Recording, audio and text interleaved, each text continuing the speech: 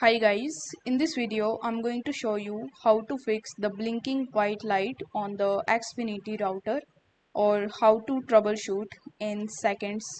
So in order to fix this issue, the first method that you can use is you can simply restart your router.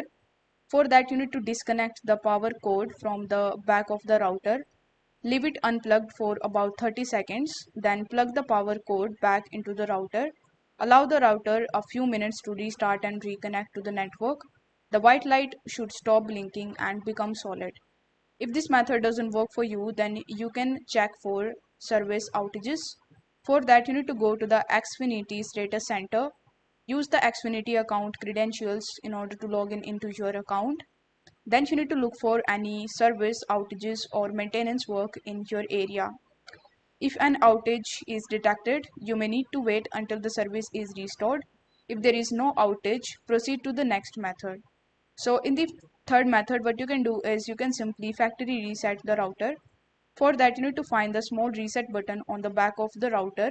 It is usually reset. Use the paper clip or a similar object to press and hold the reset button for about 30 seconds.